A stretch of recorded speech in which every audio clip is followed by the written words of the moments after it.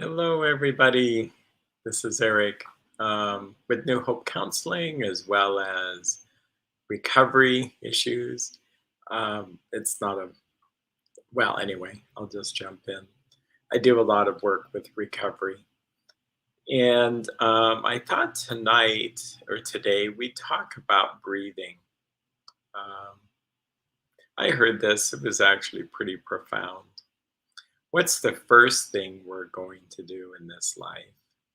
And what's the last thing we're going to do? It's take a breath.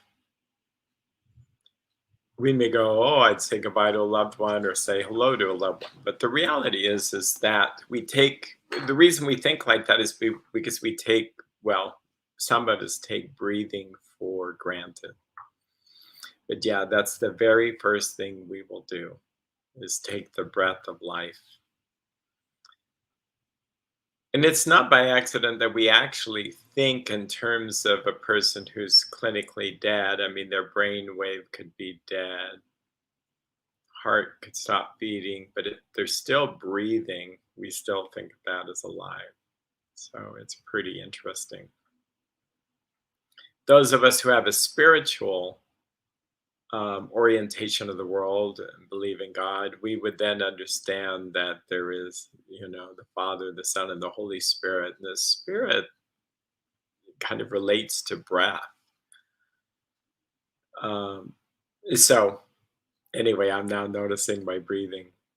Exercises or breathing exercises, I think, are great. The one thing we'll talk about is they work when you use them. And I worked with a lot of people over the years, teach them the exercise, including myself. And then what happens is they leave. And while they're calmed down by doing the exercise, then what? After they leave, they don't do the exercise, maybe. They forget to do the exercise. So we'll talk about that. So there's probably three basic exercises I would like you to do. Well, not like you to do, that I can invite you to explore. I'm going to share the screen here. And I'm learning how to do this. So, yeah, this is fascinating to me. So there is something called heart rate variability. Okay. Heart rate variability is the amount of time between our heartbeats. So you have a heartbeat, a heart rhythm, but there's something called heart math, and you can go to heartmath.com. You can look up some books. If you look up online, we'll try to post the books in the link description there, a link there. But heart math is very interesting organization. Heart rate variability is been around a while. It's just now that people, I say people, doctors are actually talking about it. I'm hearing it everywhere, and it's really pretty powerful. So you'll see on this graph here, I have my trusty pen. We'll see if this, oh, wow, that kind of works. Heart rate variability can be incoherent or coherent. And it's as simple as this. If you are frustrated, anxious, angry, disturbed, you're going to have something that looks like this. Okay. If you have appreciation in your heart, in a good mood, very relaxed, peaceful, you're going to have this. It really just smooths everything out. And I have software, which from the Heart Math people, called M-Wave, which you can go purchase, and it works pretty well. I'll tell you a story about this. Yeah, this is fascinating. I had a gentleman who I work a lot with anxiety, but this gentleman was really, really, really anxious, like so anxious. I smiled because I thought, okay, um, we could just make each other anxious. But I think we even walked a bit just to burn off his anxiety. He, I think, had been hospitalized. It's so long ago. He, so visibly nervous. And I had this book that it's called Freeze Frame. And the exercise is very simple. Um, the exercise is, um, I'll share it here. Um,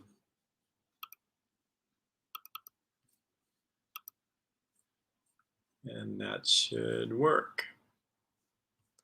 I'm going to do a check here to see that, in fact, you are seeing what I'm seeing.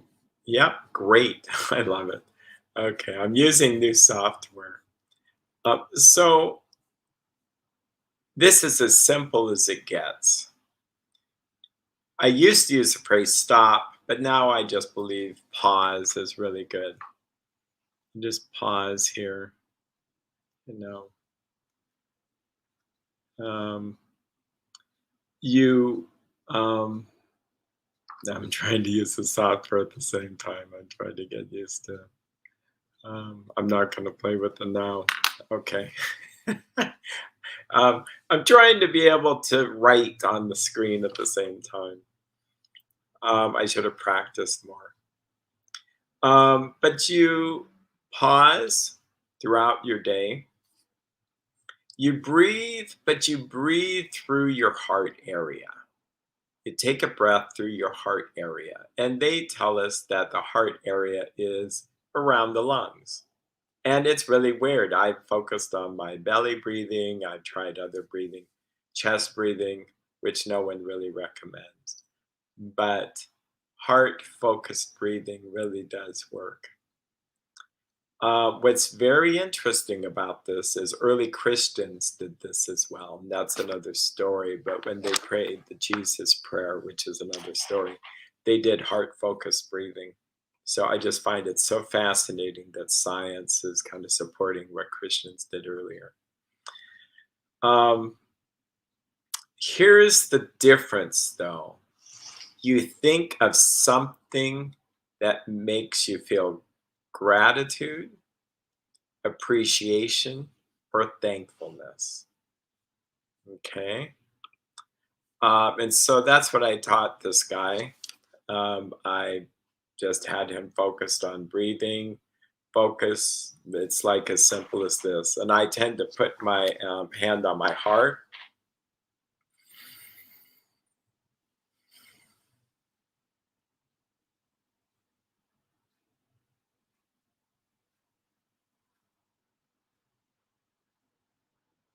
And so while I'm doing this, and there's no counting or anything with this, it's very simple. The key is you think of something which makes you smile, gratitude. It could be as simple as a cup of coffee. It's something more powerful. I was thinking of how grateful it is to be able to um, have kind of an online presence and to have people thank me, oh, this is helpful. Okay. But it could be nature, it could be just um, loved ones. The other thing you can do, which is really interesting, is to think compassionate thoughts. Okay. So you could actually have compassion towards someone you really care about, you love. Mother Teresa movies were shown to AIDS patients. Turns out their immune system skyrocketed while watching someone else give compassion to someone else. It was just very interesting how thinking gracious thoughts, thankful thoughts, and compassion helps us. How many times now reveal I could be a little bit codependent, which I need to really work on, but how many times was I in a down mood? And if I have someone I can help, it really helps me feel better. Okay.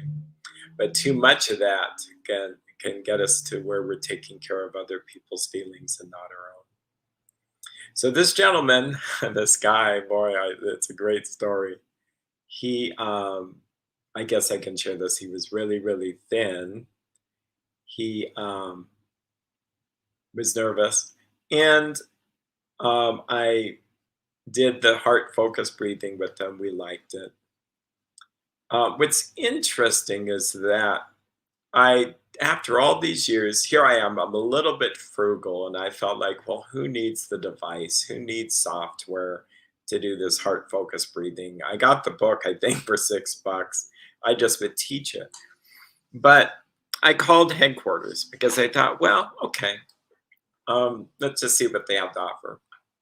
Within a minute, they sold me on the idea of getting visual feedback. They said this: when you're anxious, when you're really, really, really anxious, um, you just don't have any bearing for whether something's going well or not. And when you can see yourself go from um, this incoherence um, to incoherence, or no, sorry, I'm doing two things at once.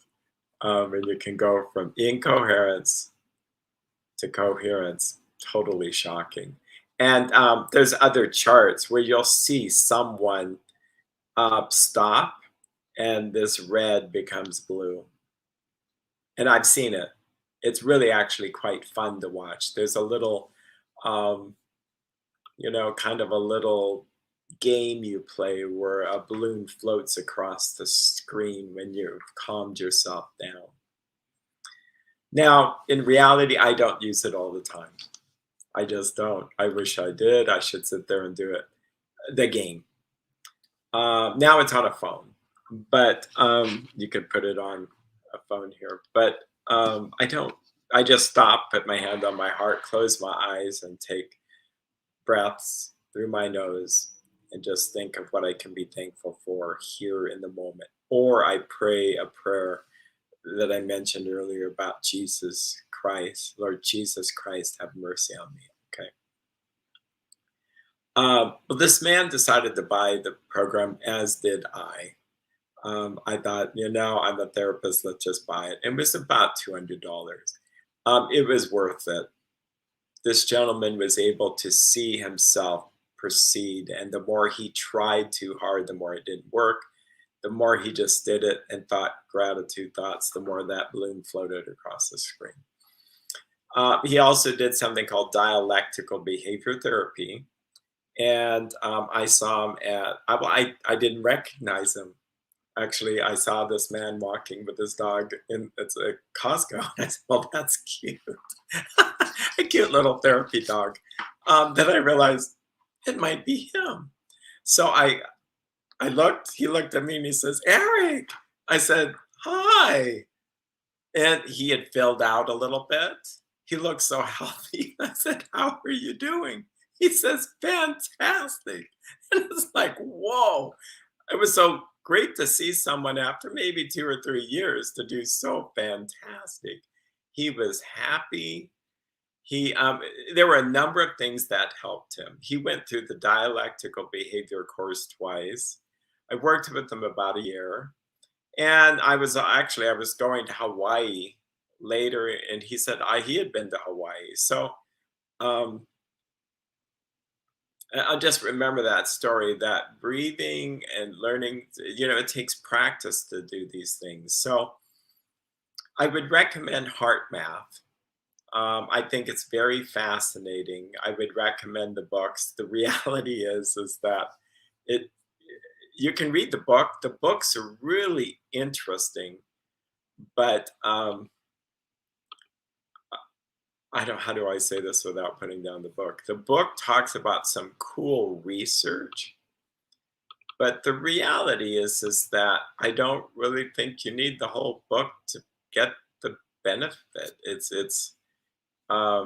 you kind of just get what you need here.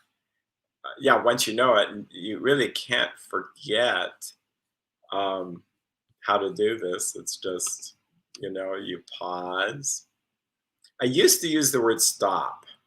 Now I like pause better. For those that are into Christianity and the Old Testament and specifically Psalms, there's something called Selah. When reading a psalm, Selah meant to pause. Okay. When it talks about meditation, in Joshua, it says that if you meditate um, on His Word day and night, or meditate on God day and night, you'll be successful in everything you do. The word meditate in Hebrew is Haggah, which has kind of a word picture of a metaphor of a cow chewing its cud. So it's kind of digesting things and slowing down. And I will say that when you're first doing this, people get nervous. Not everybody, but there's a nervousness that occurs. People aren't used to being slowed down. And so you're alone with your thoughts, and you end up just, and I mean, I say you, I say me. So slowing down is really good for me. It's kind of like cleaning out garbage, toxic wastes, and stuff like that. We get a comment from Kervin here, Martin. Thanks, Kervin. Yes, I actually just got a blessing from my priest to do more work on the Orthodox Counselor channel. So I'll put a link in the description. I think I'm really excited about that because um, I think I want to be able to have, just more regular stuff on anxiety here and recovery here, clinical there, but there's so much more I can share. Um, Books that are just fantastic. I mean, really, really good books. And it's really about Christianity and early Christian practices. So it's going to be really great, great. So look for me on Orthodox Counselor, all one word. You're welcome to subscribe. And I'll be doing live, maybe not live streams, but uploading some things. Good to see John. Yeah, back on it's late out there. Um, so, so before I go into the other exercises about breathing, let's talk about how to remember to do it. I worked with a coach a mind-body coach, because I was having some buildup of stress and anxiety, and by the end of the day, I was just like this. He sent me a device, and I don't have it with me, but I'll describe it. Um, it's a it's a device you would use for the gym when you're doing repetitions. And the reality is you can set it for like 20 minutes or half an hour or an hour. I thought of using a cell phone to beep or a watch to vibrate or something that would help you to stop when it vibes. You stop what you're doing, pause, take a deep breath, and you do the exercise. Um, it's pretty cool. It's pretty cool to have some kind of device to jar you out of your gerbil wheel, um, treadmill, whichever thing you think in terms of, is that you need something to jar you out of the trance of life, to have you take a moment to step outside and to be just pausing. There's other pauses in the day, lunch, tea time for those in Britain. There's naturally down times for people. Studies showed that little babies cry from about 3 or 4, they just cry. They tried to figure out why are they crying, and they were fed and they were diapered. But it turns out that they were just letting off steam. They were just letting it out. It kind of makes sense why then Queen Victoria would have tea time at that time. People could just stop what they're doing, take a break, just to catch their breath. Um, when I went to Scotland, ending more, well, I went to Ireland once, and they had a lot of tea there. In fact, a side note, they drink more tea per capita than anywhere else in the world. You would think they drink a lot of alcohol too, and maybe they do that, but they drink even more tea than China. Um, and it's so cold and windy out there that you just, sure, do you want a cup of tea? Sure, you walk in and you have another cup of tea. But when I went on a pilgrimage to Scotland, we did that a lot. Whoa, it was just like, I like this life. We would get up, and I showed some pictures there. I should show more pictures, but we got up, we would have church, then we'd have a breakfast, then we'd go out on an outing. So we'd climb into some caves or go hiking through the woods or down to the ocean. And then we would have lunch. I guess, now to think about it, we had more tea after lunch. Yeah, no, I pictured it in the morning. We did have it in the morning. In fact, we'd have it. I know what happened. Some days this monk and nun would run and just cook all this stuff. And they said, "No, you have tea there." It's like, "Can't we help?" Nope, you just sit there. So we're watching, the sheep in the meadow and look at the ocean right outside this as we're having tea before breakfast. And then the same thing in the afternoon, and we'd have tea out. You would just stop and have tea, and I think it was to warm you up. But what it does is you just stop and you have time to think, to reflect, to slow down, to catch your breath. And I just think that maybe we're people that need that more rather than just go throughout the day. And even our breaks are more productive. Where tea over there is, you're not really doing anything other than sitting and maybe chatting with someone else. Um, and I think of as how they brought it out. They had all these teas, so you just kind of felt really nurtured. But back to breathing. Well, actually, on a side note, since we're talking about Ireland, I would recommend Patrick McKeown. I found him on the internet. Keown. Patrick McKeown is a great, how do I put it? He suffered anxiety, he suffered apnea, and he suffered asthma. And he's self taught. He discovered a doctor, Dr. Buteyko, who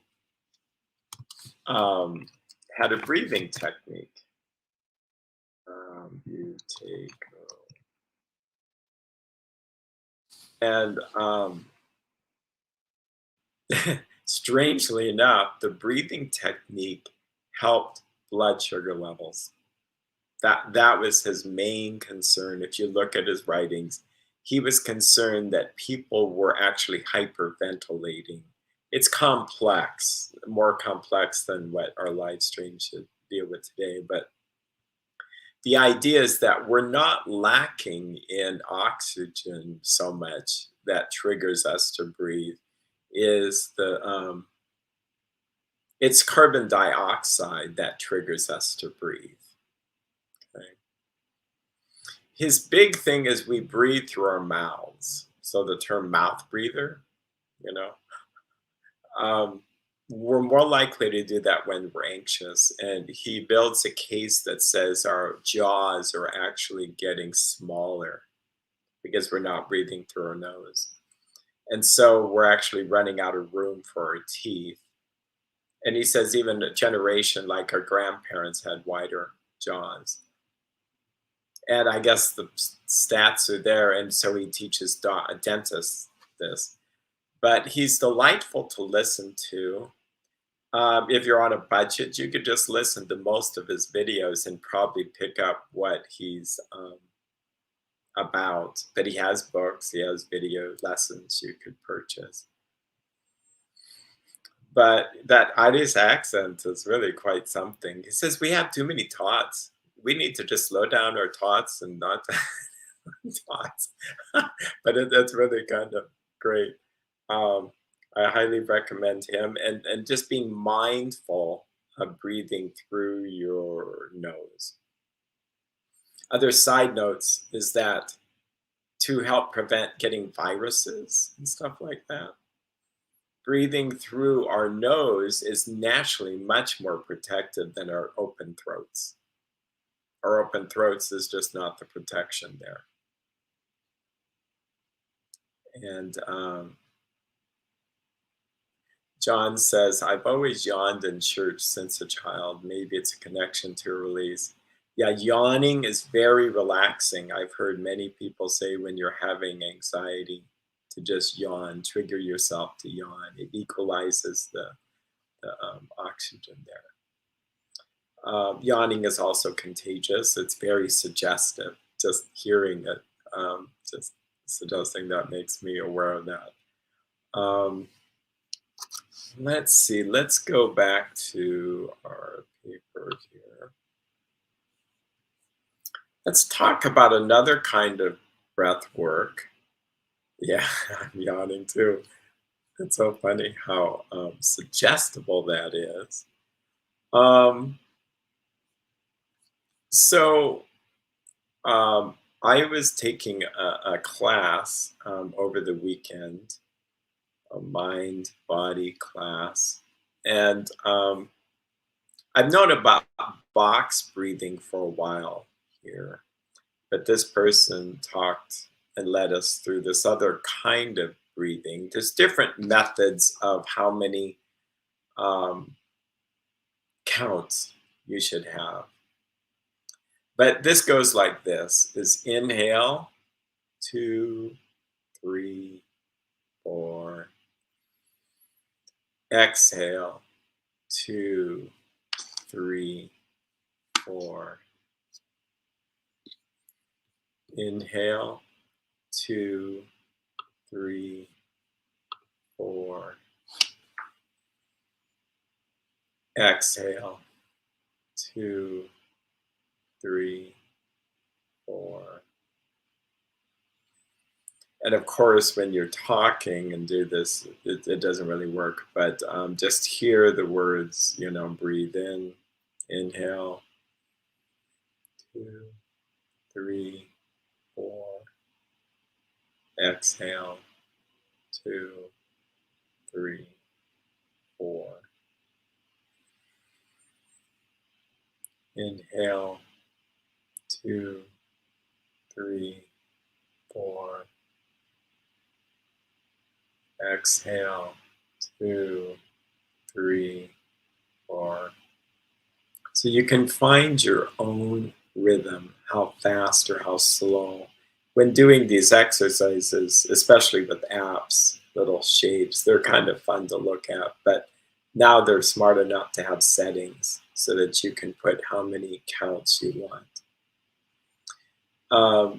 Patrick McKeown says that if we breathe too much, that's not really good for us. And he can predict, almost not he, but the Buteyko method could predict your blood sugar based on how many breaths you take a minute. And I've done some of the math, and it looks like if I did 6 breaths a minute for 10 seconds each, I'd be doing well. So that would be like breathing in 1, 2, 3, 4, hold,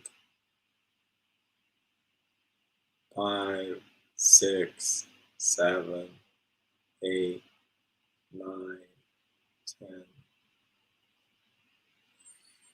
Breathe in 1, 2, 3, 4, hold, 5, 6, 7, 8, 9, 10. So the goal is to try to stretch your breathing out. He also talks about a breath hunger. He says, hold on, and the goal is to hold your breath, not to the point where when you start breathing again, you're gasping. If you're doing that, that's not helpful. But just let yourself pause the breathing to a point where you then have that breath hunger. And I'm not going to get into this. I'm not a doctor, by the way. And if you have concerns, check with your doctor before this. But holding one's breath had some helpfulness to it. And it bothered me because I'd catch myself holding my breath throughout the day. And then I heard someone say, "Oh, are you, to a kid, oh, he's a breath holder." I noticed that in my young son when he was younger.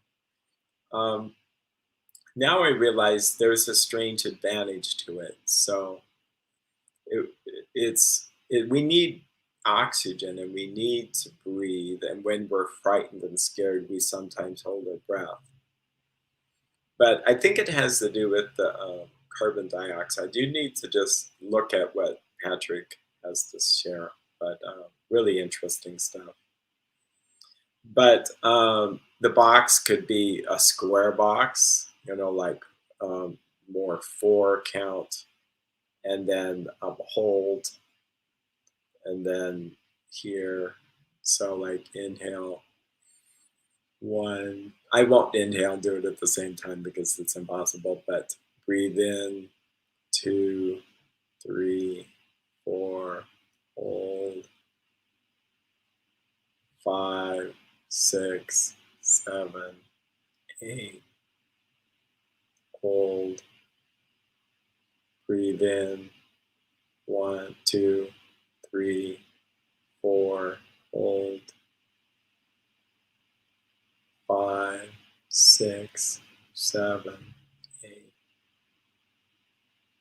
So anyway, you get the idea. I would recommend playing with this throughout the day.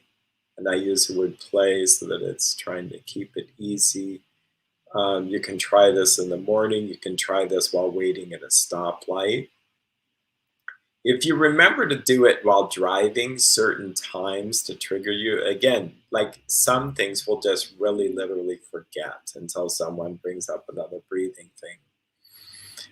If you do it before going to bed, you're lying in bed, not a bad place to try doing it. Of course, when I got some of the biofeedback, I'm excited I did it. And then you lose interest because it's kind of a video game. Um, the other type of breathing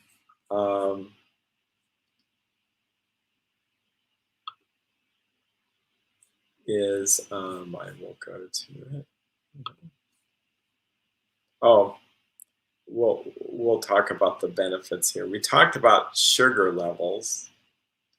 Um, this is probably one of the secrets, but if you Google breathing for diabetics, there's a gentleman who tried everything under the sun. Sure enough, he does the breathing and he got his blood sugar levels much more managed. It makes you wonder how much of what's going on in the world could be causing extra stress, which could cause blood sugar levels to go up, apart from lack of exercise and diet. Breathing reduces stress.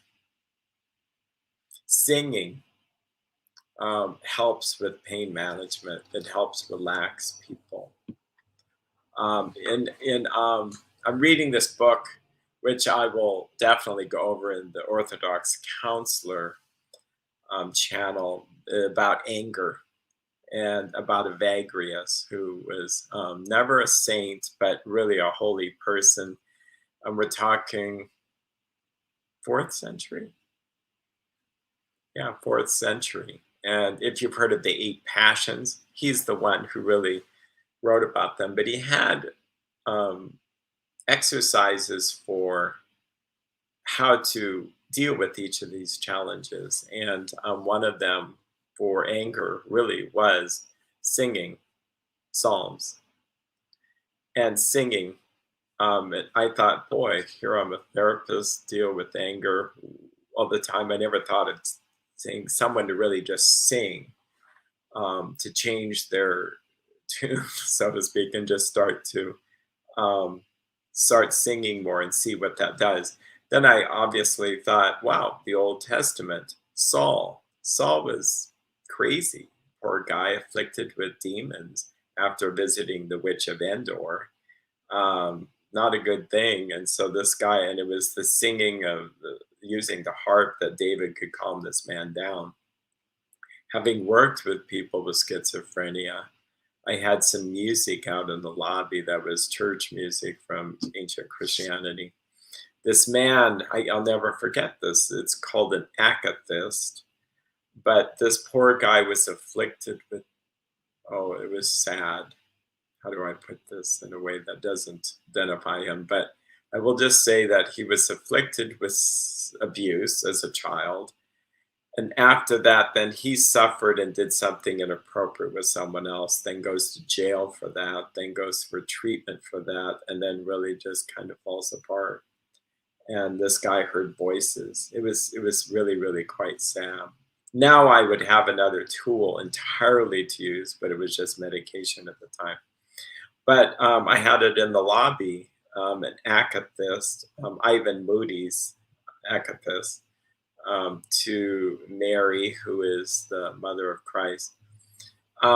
He walked in and he says, "What is this music?" And I said, "Well, isn't it pretty?" A group in Seattle sings it.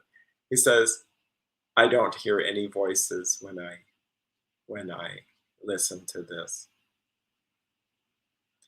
And I thought that was interesting, really interesting. John says, if I can add, sometimes people may be scared to start trying to sing if they've never sang before. I used to be completely tone deaf and now direct to church choir. Yeah, that's very interesting to me. And I was, well, I'm not really recommending this gentleman, but his name's Pear. Oh, what is his last name? But he's a singer and he has an online course. And he goes at this from a psychological point of view. And he says, when you were scared, you can't sing. And so he did these relaxation exercises, breath work, and then all of a sudden now sing. And it's like, my gosh, that's why I go from sounding like a foghorn. It's a good thing that I don't think that thought when I'm in the church choir because it's like they need a foghorn. It's me, a bass. Um, no, I'm laughing because it's pretty funny. Um, but I can't hit the high notes. But if I relax, I can. In fact, now what am I thinking? I took a course, How to Help Your Voice, the McCloskey method. McCloskey was a gentleman who really suffered vocal strain. And this method was all about relaxing muscles in your jaw, your cheekbones, your forehead. There were 6 exercises, and I'm not trained in it. Well, I mean, I can teach you what they are, but I don't feel like I should. But the McCloskey method, and I did that. By the end of the training, it was a one-day training, my whole body was relaxed, even though this was just about tension we carry in our jaw. I actually will confess I ran outside and was crying. I was so happy. This is before I really knew fully about mind body stuff. It's like, my gosh, my back doesn't hurt. Um, and maybe it was release, maybe it was some kind of release. But um, she said, you'll feel like you're singing after a dental procedure where you're just having Novocaine. But she says, don't worry about it. We just carry so much tension there. And then, of course, our gut, we would hold on to our stomachs when singing just to try to relax. So yeah, singing is really good for us, really calming ourselves down. And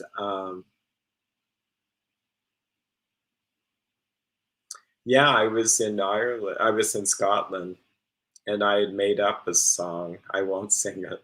I thought it was really quite fun. It was an Irish song, an Irish drinking song.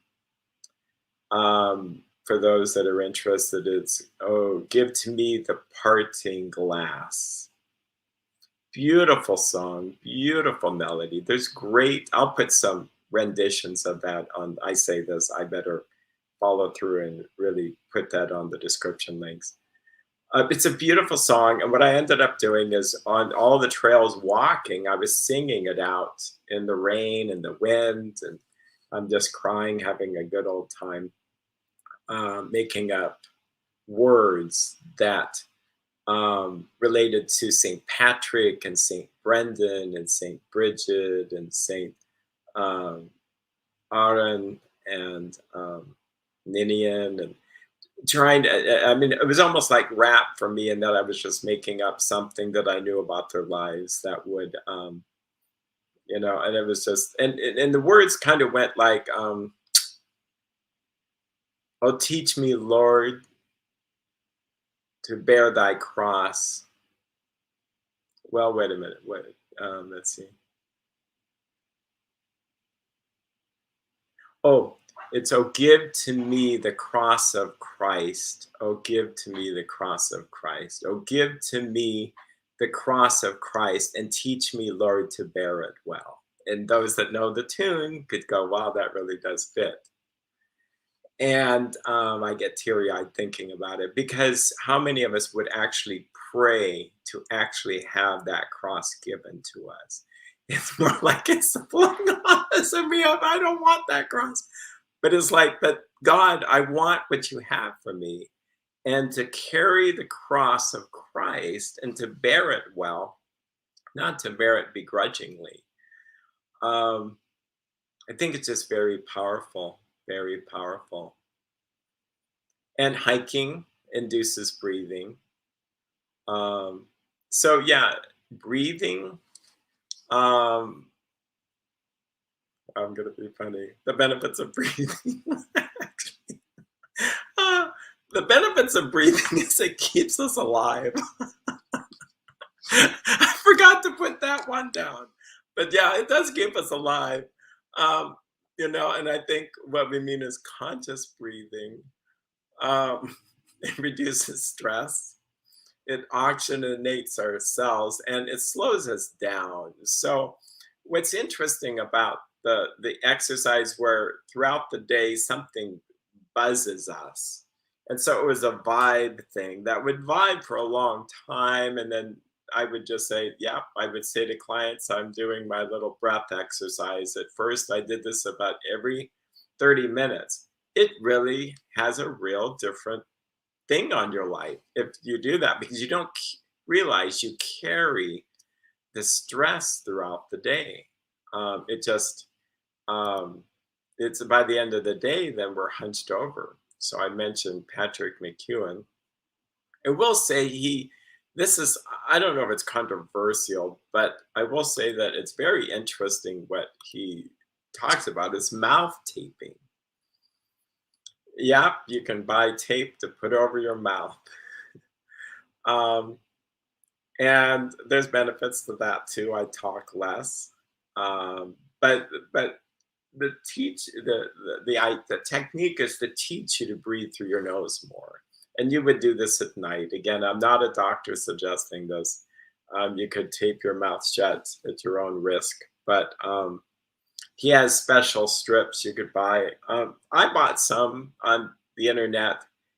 Uh, it practically ripped my lips off. So I used blue tape. I will say that it's a very simple tool. Do I sleep better doing mouth taping? I do. I do. I just like, whoa. And there's reasons why, but you can mouth tape at your own risk. Um, but yeah, breathing, slowing down, singing, where you're taking breaths. And there, I don't think I've tried to sing without inhaling through my mouth. Maybe those that are more trained in singing But I don't think you can breathe in fast enough to get the air you need to be able to sing. We know that the way we're built, that if we're in pain or sorrow, we sigh. Sighing is good for us. We tend not to sigh though. And I remember being in a class, psychology can be kind of weird. It's funny. Probably the only thing that's more weird is drama class. My wife was in drama, and I'm not saying my wife is weird at all, but when I knew her in college, so what did you do? Oh, we laid on the ground and pretended we were fried eggs. It's like, oh, fun. And so, yeah, but we're all sighing in class. And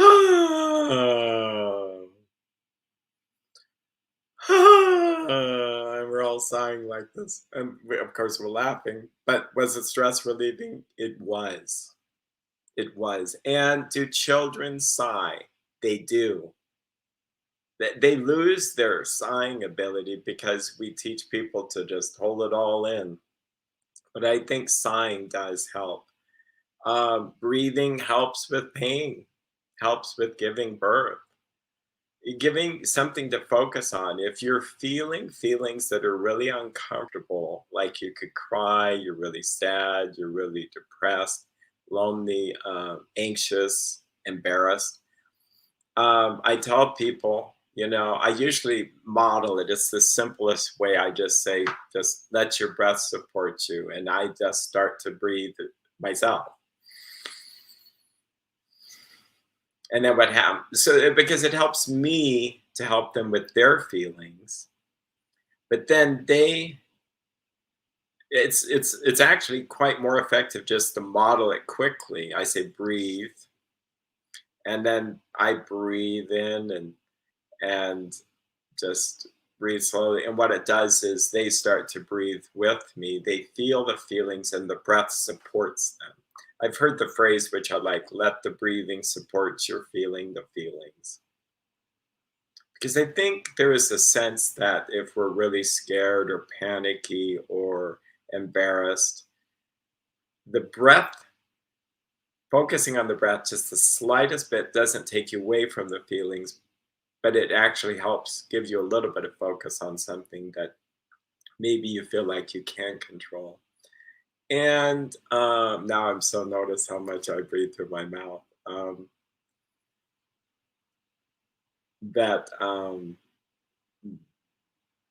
lost my train of thought, but it's a nice mini distract. It's not really a distraction, but it does support the feeling.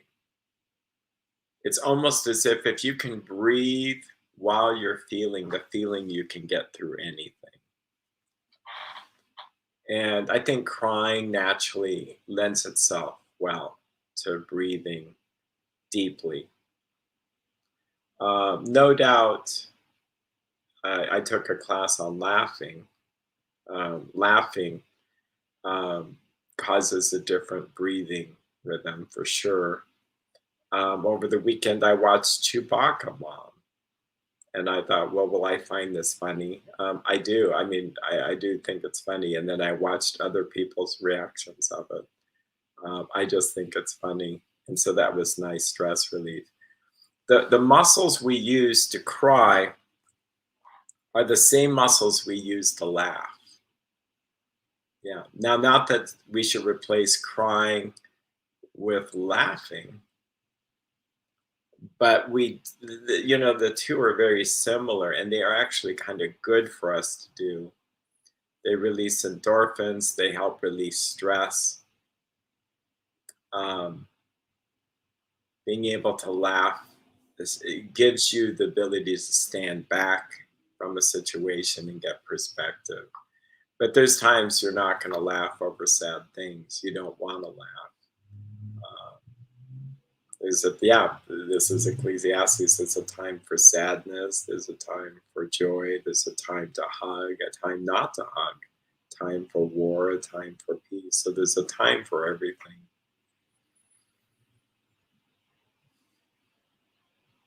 I notice when I go outside in the fall, I could go out tonight, it's completely dark, but the first thing I'll notice is how cold the air is now because it's much colder, it's more crisp. I'll notice the fall leaves when it's a little bit brighter. I'll notice that it feels like I can breathe the scent of the leaves, like wet leaves. Uh,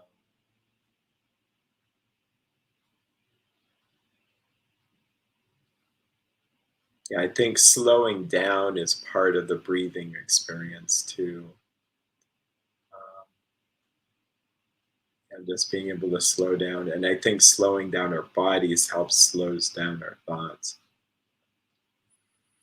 There are a few occasions where slowing down makes people more anxious.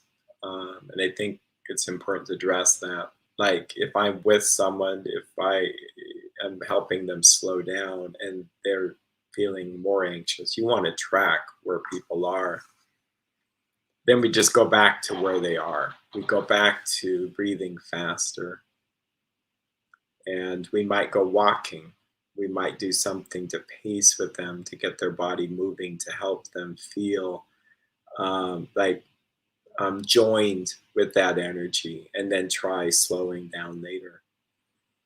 I think also if you're trying to do meditative breathing exercises in the initial stages, you can feel very anxious, just very anxious because we're not used to being slowed down.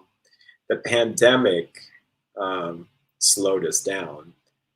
And what's in the play, so we got to see ourselves. And a monk who I know, in fact, he's a monk at Mole Monastery, did suggest this. He says we could find ourselves much more angrier. So be careful. And it's like, wow, that was an understatement. It felt like a prophecy, like the world just seems to have come unglued. Doesn't that? It seems that the world has come unglued a bit, that things can be really crazy. Looking at the internet, there's certain things that can take people's breath away.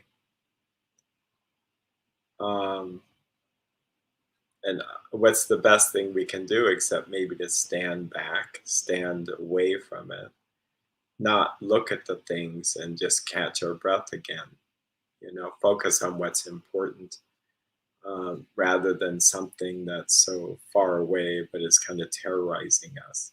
You know, maybe sing a song. Um, there's a time maybe to be aware of what's going on, and a time not to be aware. A time to focus in on a quieter, peaceful state. There is a quote that's I really like. But before I share it, John shares not quite related. Is it possible hair loss may be tied in with holding on to everything? Um, so interesting question because I've been studying a lot of mind body. Um, how do I put it? Mind body medicine. There's so much there. It's just like life changing. I could do a whole series on that, and it all relates to anxiety.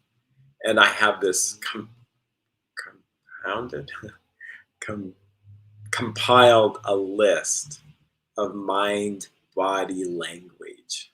And I was in this class over a year ago, and they all like, wow, this is because it's all around us. We say things like, he's a pain in the rear end, a pain in the neck.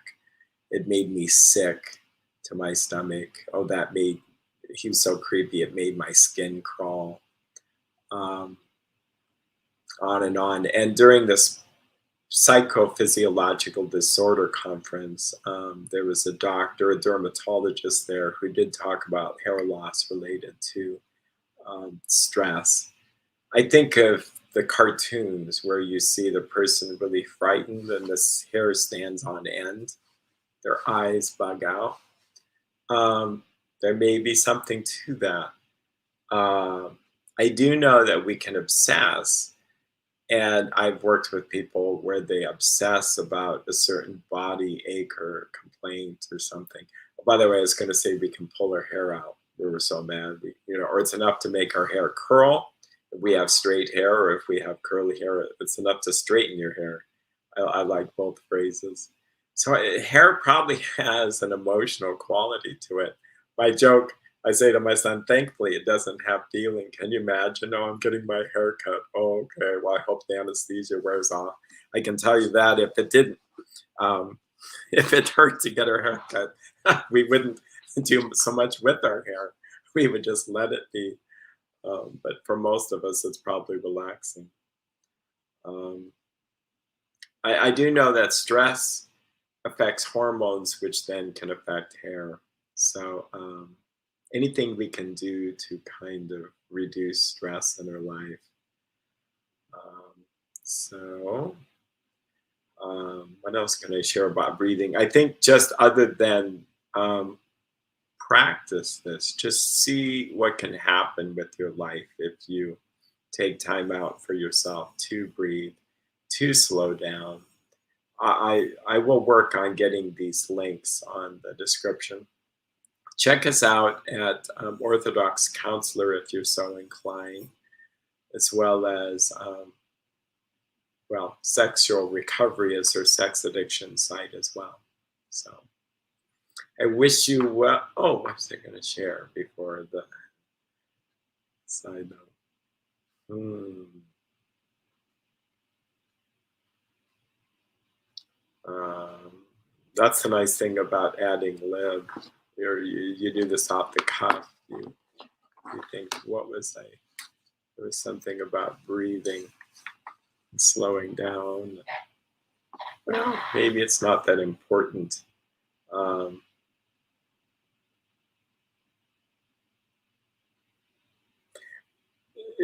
yeah, I would just encourage just the practice of taking deep breaths. Um, there are things we can do that can help us later. Kind of how, like you've heard of post traumatic stress. Like I'm amazed on a mind body note. This is so astounding, and I'll talk more about it. But mind body medicine, the Dr. James Pennebaker had people write out their most four painful experiences in their life, or the one most painful experience, traumatic, and just write about it for 20 minutes a day, 4 days in a row. That's all they did. And they could write without any concern for punctuation or anything. And then the idea was shredded. But in the actual study, they could share it if they wanted. What they found is that for the next 6 months, the body had such a strong immune reaction in a positive direction by doing this simple exercise that it had a positive effect. 50% less trips to the doctor, 50% less colds, sinus infections, and these were college students. So, and then they did punctured wounds in people. Okay, that sounds like a fun experiment. But the control group, meaning they had no writing, maybe they could write about whatever, but then the control group wrote about 4 days in a row. They really preferred 4 days in a row. Um, that the wounds healed 6 times faster in those expressive writing groups. So I'm working through that book now. It's not a long book, but I think it's called Expressive Writing by James Pennebaker.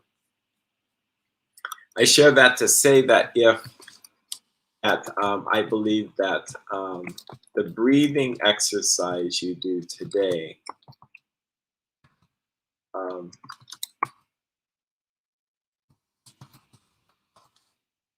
will have a positive effect later.